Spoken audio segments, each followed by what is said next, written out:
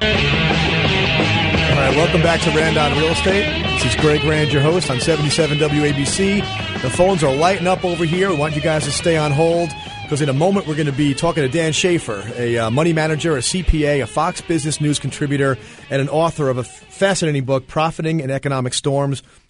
We have to get to Dan quickly because he's got his limo double parked outside. He's a real big shot. We want to make sure we don't keep him waiting and have him storm out of here or anything. But I had to take Fred from upstate New York. Fred, thinking about buying a condo, are you?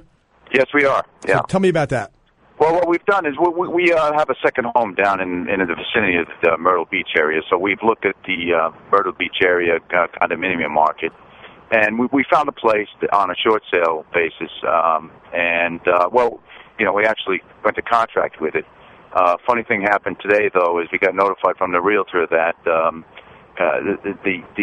the bank fired the short sale company that they had hired, so they're looking for an extension from us for another 40 days before we close.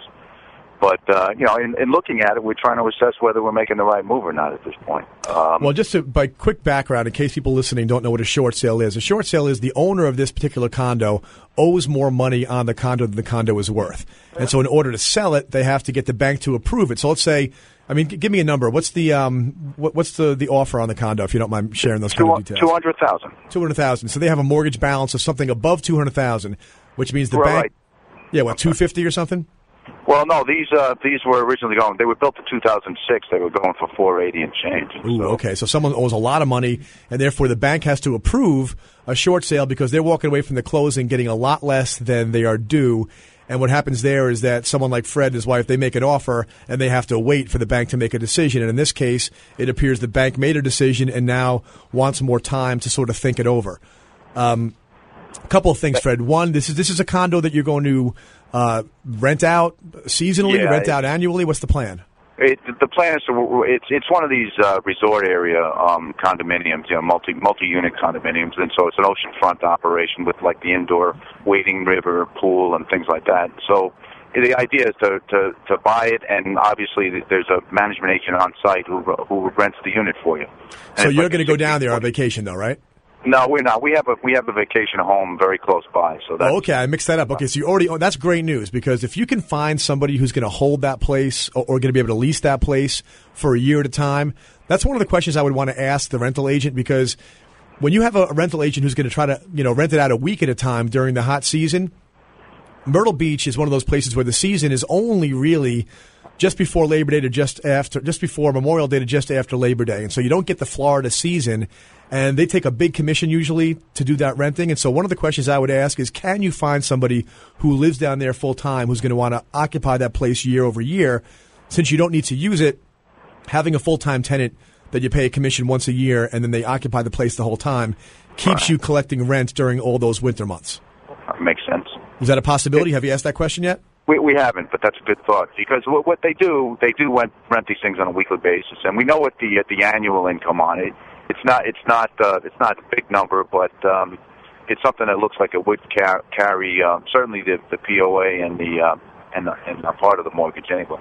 All right. Well, here's the idea: is when you're talking about a second home, you can tolerate not being able to carry the costs. Okay, but if it's an investment. The fact that you go down there is great, but you might, now that they've given you some time, okay, they're making a mistake because you were on the hook and now they're saying, keep nibbling the hook. We're going to give you some time to think about it. See what you might be able to find inland by a little ways, all right? Because inland, chances are obviously the costs are going to be lower. The likelihood of being able to rent that out seasonally, or not seasonally, but annually is going to be greater. And since what you're doing there is placing bets in a market that you trust, because you already have a second home there and you may wind up retiring down there, and what you're doing is building up resources in a community you may wind up ending up in, use the time wisely to snoop around a little bit, see if maybe you can use your money to buy 2 properties that are 5 miles inland from the waterfront. If the demand is there because there's a good workforce down there, that might be a better use of the dollars. That way you can be sure you can keep it occupied and rent flowing in every month year-round.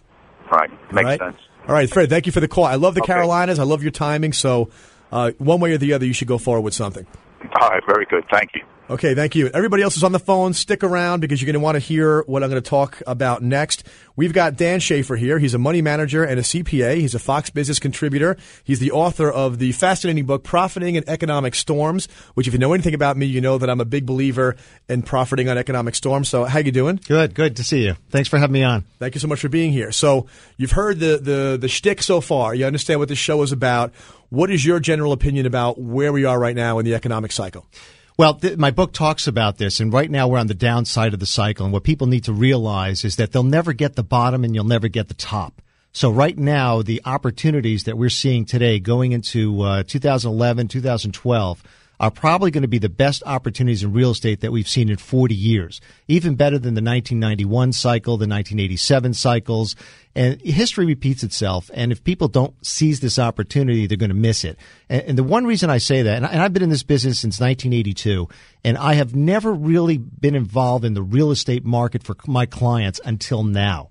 This is the first time in my whole career, and I'm introducing my clients to it through non-traded public REITs, which are real estate investment trusts that are building up cash now. They have no legacy assets, and it's a great way to participate in the commercial real estate market. And the reason I say this is because there are these balloon loans. You're familiar when these commercial properties, 7-8 years ago, they take out these loans. They pay the interest only, and then now they've got to pay the money back. The problem is the banking system can't support all those loans that are out there, especially with the properties that are underwater. Right. Let me give you some background to the listeners on that, because he's absolutely right. There's a really, really interesting commercial real estate trend that has been percolating that everyday people can't take advantage of because it's tens or dozens or even hundreds of millions of dollars to be able to acquire one of these properties. But what happened was this.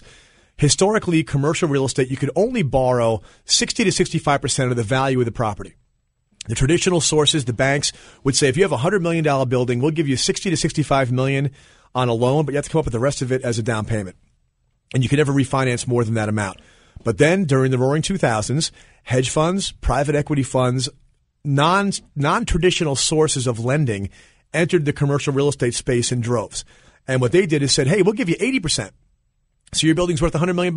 We'll give you $80 million.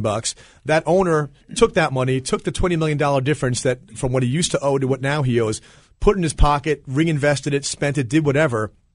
But those loans had 5-year ticking time bombs attached to them. They had balloon payments, which meant you had to refinance that loan in 5 years. You had no choice. You had to go back to the source of funds and say, I want a new loan, give me a new rate, and requalify for it.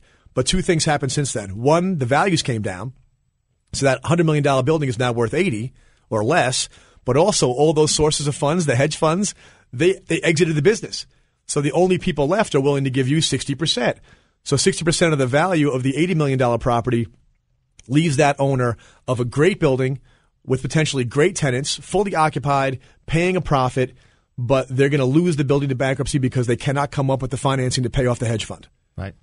Right. And the cap rates are very important to try to maintain them. And that's you don't have the leverage anymore that you had 7-8 years ago. So what REITs are doing, they're compiling their resources right now, and they're going to be attacked. They're piling up the resources right now so they can attack that situation, get people out of the trouble, buy a distressed building, but it's not distressed by all the classic definitions because it's probably a Class A office building, fully occupied, working like a charm, but because of that one circumstance, it's underwater right now. Right. And the biggest issue, though, is that the REITs, these real estate investment trusts, are going to replace the banks. I consider it the shadow banking system. Okay. The banks are not going to lend the money the way they used to, so the REITs now are accumulating cash, buying from investors, and going out and looking at these properties one at a time and doing private deals to just take them off the hands of the sellers who can't hold them anymore because of the balloons coming in. And they have wonderful returns. Like you said, fully occupied, great cap rates, solid AAA buildings, and they're usually, triple net leases, which means that you just own them and the tenant takes care of all the property. It's a really great deal. So that's just one aspect. What's interesting about that also is that, one of the things that we know, I advocate individuals buying individual properties, getting the deed, managing the property, being an entrepreneur. But a lot of people say, that's great, Greg, but I do not want to be a landlord. No matter how much you tell me I should be, I don't want to be a landlord. And one of the ways to play the real estate market without having to touch the property is with these REITs. Right. And part of the cycle here is that we're going down in the cycle. So you're going to be buying properties cheap. And then the hyperinflation environment that everybody's predicting, if you look at the price of gold in all the newspapers, these properties are going to appreciate tremendously. So while you're getting income from the property, you have a potential capital gain down the road. And we're only talking 3, 4, 5 years that these properties can appreciate from here. This is great stuff. You know, we're going to go to break. Hang on after the break. We're talking to Dan Schaffer, money manager, CPA, author of Profiting in Economic Storms. You're listening to Rand on Real Estate on 77 WABC. Back in a moment.